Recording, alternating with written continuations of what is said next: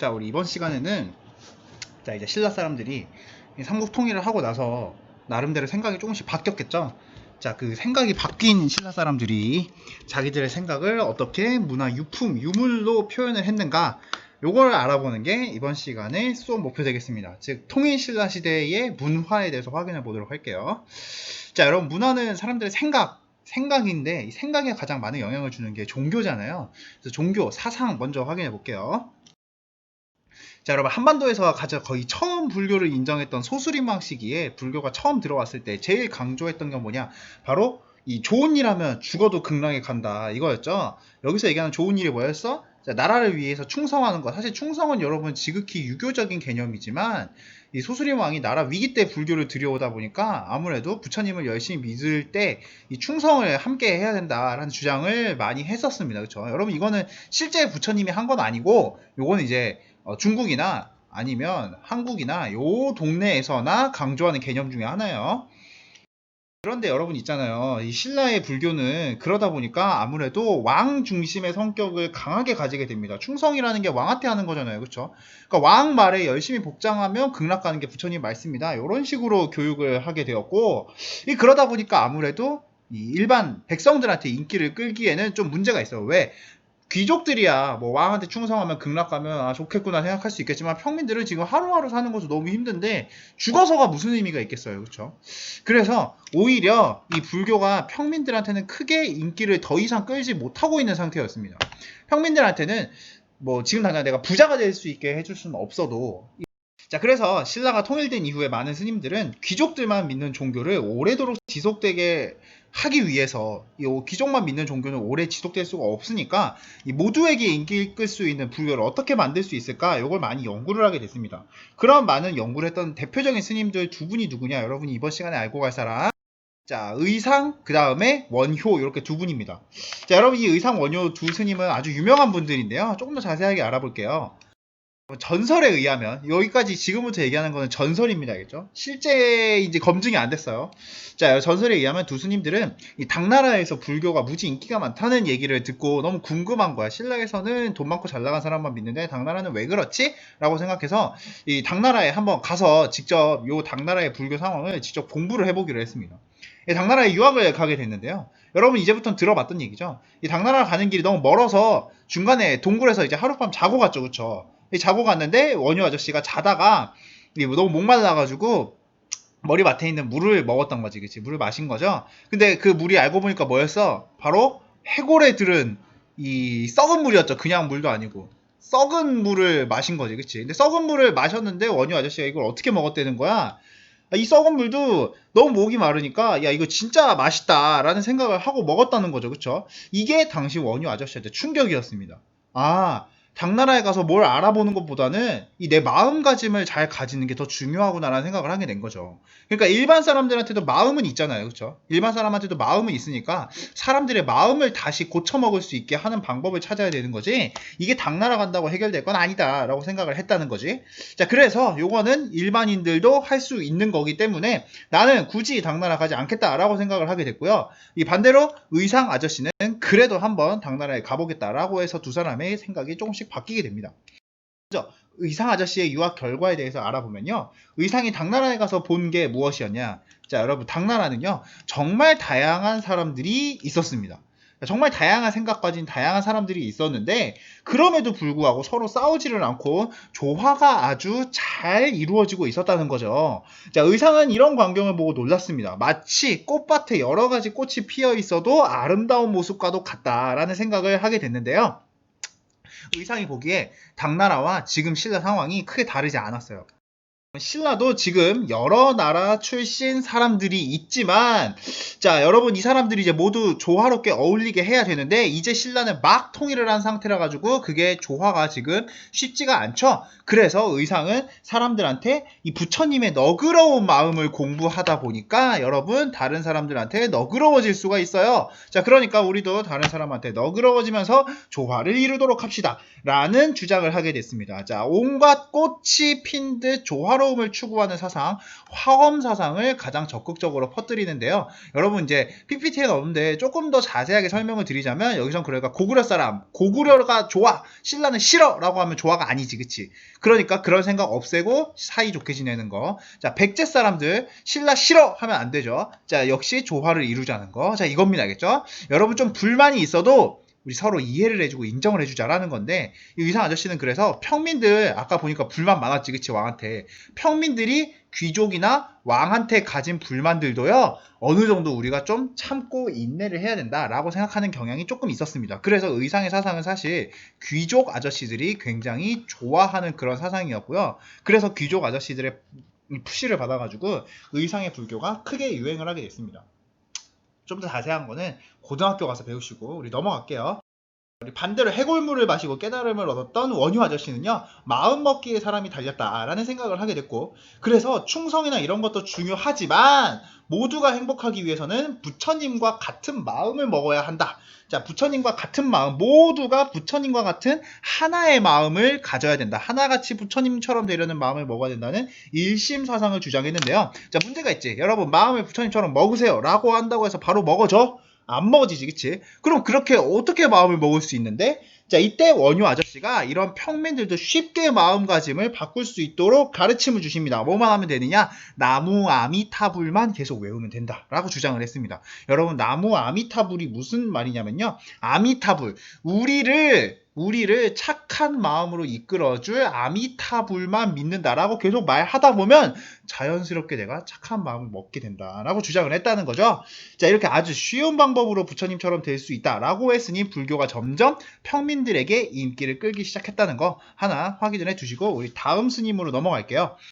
스님들 중에서는요, 과감하게 부처님이 태어난 곳으로 직접 가보겠다라고 결심을 한 스님도 있었으니 바로 해초 스님이었습니다. 자, 여러분, 해초 스님은 이 중국에서부터 출발해서 인도를 가가지고 인도를 한 바퀴 다 돌고 다시 당시에 당나라의 수도인 장안까지 돌아오는 여행을 하게 됐습니다. 이 시기 때 인도에 있었던 나라가 이렇게 5나라가 있었습니다. 당시에 인도에 있었던 나라들을 천축이라고 불렀거든요. 그래서 이 해초 아저씨가요, 이 천축의 5개의 나라를 갔다 와서 쓴 책을 써서 지금까지 남아 있습니다. 자, 여러분, 바로 이 책입니다. 자, 지금 우리나라에는 없고 프랑스에 가 있는데요. 자, 간 거야. 어디로 갔냐면 5개의 인도 나라 5천축국에 간 거죠. 그 이야기를 쓴 책, 왕 5천축국전을 썼습니다. 왕 5천축국전을 썼다고. 자, 우리 그 내용 학습지로 확인해 볼게요. 자, 의상, 자, 화엄사상 강조했고요. 그 다음에 원효, 일심사상 강조했죠. 자, 의상은 신라사회 통합, 조화를 강조했다라고 말씀을 드렸고요.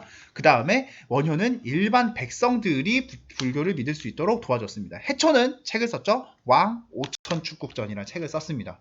여러분, 잘 끊어 읽어야 돼. 왕 5천축국전이 맞습니다. 알겠죠? 자, 여러분 볼게요. 자, 통일이 되고서 나라가 안정이 되고 나니까 이제 더 이상 이 죽이는 통치는 그만하자라는 생각을 하게 됐습니다. 김음돌 모가지 날렸으면 이제 그만 죽여도 되죠. 자, 오히려 사회에 질서 있게 안정시키는 통치를 해야 된다라고 생각을 하게 됐습니다. 여러분, 괜히 사회가 안정돼 있는데 사람을 이 사람 저 사람 죽이는 거는 오히려 불만을 가진 사람들을 늘려서 사회가 더 불안해질 수 있어요. 그래서 죽이지 않고도 질서를 회복하고자 했는데요. 이 죽이지 않고 잔소리, 교육을 통해서 질서를 회복하자라고 했던 사상, 바로 유학을 왕이 적극적으로 퍼뜨리게 됐습니다. 기억나세요? 그래서 여러분, 신문왕은 유학을 가르치려고 뭘 세웠어? 학교를 세웠지, 그치? 학교를 세웠으니 그게 바로 국학이었습니다. 왕을 위해서 열심히 일하는 사람을 키우는 국학이었고, 이 국학에서는 왕에게 충성하라는 유학을 교육했다. 국립유학교육기관입니다. 했죠? 여러분 있잖아요. 공부를 열심히 했으면 그 사람이 공부를 열심히 했는지 안 했는지 확인을 해봐야겠죠, 그쵸? 자, 그래서 국학이 활성화되고 나서 원성왕은 앞으로 관리를 채용할 때도 공부를 열심히 했나 안 했나를 확인하기 위해서 시험을 치겠다라고 선언을 했습니다. 바로 유학 관련 독서를 한 걸 시험하는 독서 3품과 독서 한 사람을요, 3개의 등급으로 나누는 시험을 치는 거였습니다. 그렇죠? 여러분, 지금 ABC로 나누잖아요. 그럼 비슷한 거지, 그치? 자, 그런데 이거는 문제가 뭐였냐면은, 아직 뭐 세력이 많이 약해지긴 했지만 진골 귀족들이 이것도 시험 못 치면 우리 다 쫓아내려고 그러는 거지, 싫어 해가지고 결국 반대를 하게 돼가지고 실패로 끝나게 됐습니다. 자, 여러분 볼게요. 자, 하나 더 볼게요. 이제 공부를 하다 보니까 책을 많이 읽게 됩니다. 이 시기 때 책을 쓰는 문자는 다 한자로 되어 있는데요. 문제가 뭐냐면 당시 신라 사람들은 글을 한자로 쓰긴 했지만 대화는 한자와 다른 신라 말을 썼다는 거지, 그치? 신라 말을 썼다는 거죠. 그게 문제인 거죠, 그치? 왜? 문제는 한자는 공부하기도 어렵고 일단 발음이 우리말이랑 다르다 보니까 일반 사람들이 알기가 어려웠어요. 여러분이 이제 역사 수업을 정말 사랑했지. 역사 수업을 사랑해 라고 말하고 싶은데 이걸 글로 쓰려면 아예 역사지 수업 이런 식으로 써야 됩니다. 그러니까 너무 어려운 거야. 한자를 외우는 것도 어려운데 우리말이랑 다르니까 쓰는 게 정말 힘든 거죠. 그래서 똑똑했던 설총이라고 하는 학자가 조금이라도 쉽게 신라 말을 표현하기 위해서 한자를 어떻게 하면 쉽게 쓸 수 있는가라는 방법을 연구하게 되는데요. 자, 그렇게 해서 등장한 게 이두라고 하는 한자를 이용한 신라 말 표기법입니다. 한번 예시를 볼까요? 자, 여러분 요게 이두의 대표적인 겁니다. 이두는 글자로 따로 만든 건 아닙니다. 그죠? 글자로 따로 만든 건 아니고 한자로 쉽게 쓴 겁니다. 여러분 이거 어떻게 읽는 줄 알아? 모르겠죠. 여러분 이두 공부를 안 했으니까.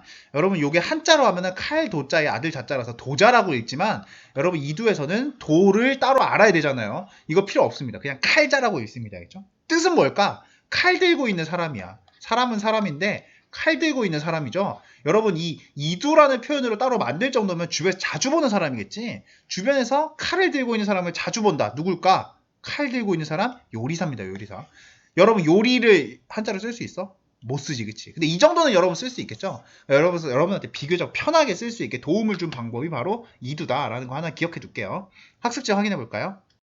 자, 보겠습니다. 신문왕이 국학을 만들었고 원성왕은 독서 상품과를 시행하려고 했는데 제대로 되진 못했습니다.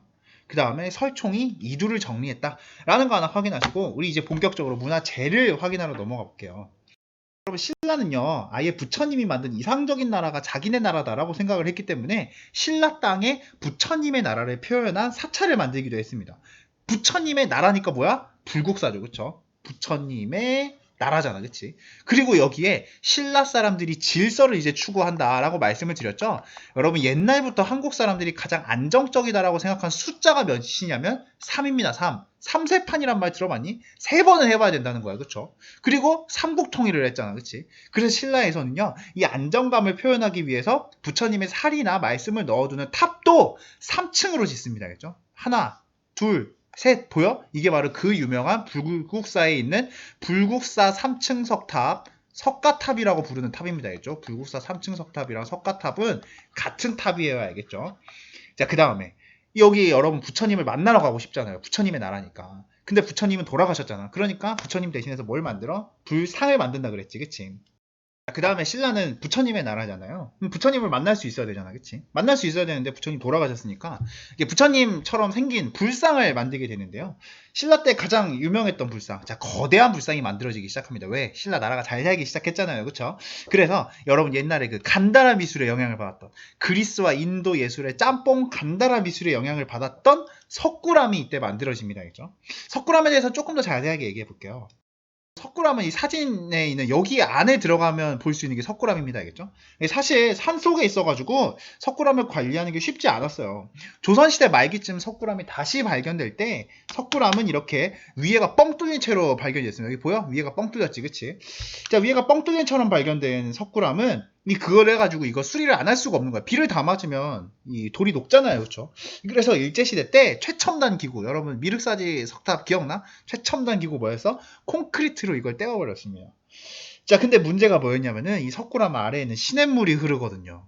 그래서 그 콘크리트로 꽉 막아놓으니까 이 시냇물이 때문에 생기는 이 습기가 바깥으로 빠지질 않아가지고 여기에 습기가 가득 차게 됐습니다. 습기가 가득 차가지고 바위에 이끼가 끼는 거예요. 바위에 이끼가 계속 끼면 바위가 상하겠지, 그치? 그래가지고 지금은 어떻게 돼 있느냐? 현재는요, 이 습기를 막기 위해서 여기 안에 에어컨을 팍팍 틀고 밀폐를 위해서 앞을 유리창으로 막아놨습니다. 여기 지금 유리창으로 막혀 있어가지고 여러분 안에 못 들어가요. 원래는 사실 이렇게 한 바퀴 삥 돌고 와서 부처님 감사합니다 하고 인사하고 나오는 게 이 석굴암 관광 코스인데 지금은 안에 못 들어가고 석가탄신 일에만 딱 들어가서 볼 수가 있습니다. 좀 안타깝죠, 그쵸? 지금 이게 콘크리트가 완전 굳어져 있어가지고 미륵사지 석탑 때처럼 이게 수리하기가 쉽지가 않대요. 왜냐면 무너지면은 부처님이 다 맞게 되잖아요, 그쵸? 적인 3층 석탑이 많이 만들어진다라고 했는데, 자 여기는 가문사지 3층 석탑입니다. 이거 여러분 이거 사진으로 보면 모르겠는데요. 이게 13.4m짜리입니다. 그죠? 여러분 한 10명을 세워놔야 가능한 굉장히 높은 탑이죠. 자 그리고 우리 그 전에 봤었던 뭐 벽돌처럼 생긴 탑 이런 거 있었지, 그치? 그 다음에 뭐 안에 입구가 들어있는 석탑 이런 거는 만들기가 어렵기 때문에 이제 다 없어집니다. 그죠? 나무로는 이제 석탑을 더 이상 만들지 않는구나 라는 거 하나 확인을 하시고, 특이하게 생긴 탑들도 있습니다. 맨날 3층 석탑 만들면 재미없잖아요. 그렇죠? 그래서 석가탑 바로 옆에는 약간 특이하게 생긴 다보탑. 여러분 요거는 여러분 지금은 많이 볼 일 없죠? 10원짜리 뒷면에 있습니다. 나중에 한번 보세요. 그 다음에 3층은 3층인데 좀 특이하게 만들어 보려고 사자가 3층 석탑을 얹고 있는 탑, 구례 화엄사 4사자 3층 석탑도 있습니다. 외우기 힘들죠. 그렇죠? 자, 또 다른 새로운 탑들도 만들어지는데, 신라 이제 통일신라가 망할 때쯤 되면요. 여러분 통일신라 후기쯤 되면요. 이제 점점 불교의 유행이 바뀌게 되는데요. 이 부처님 말씀을 어디 가서 막 책을 읽고 열심히 연구하고 직접 답사를 가고 이것보다는 자리에 앉아가지고 눈을 감고서 마음을 비우고 부처님의 마음을 막 생각해보는 그런 수행법이 유행을 하게 됩니다.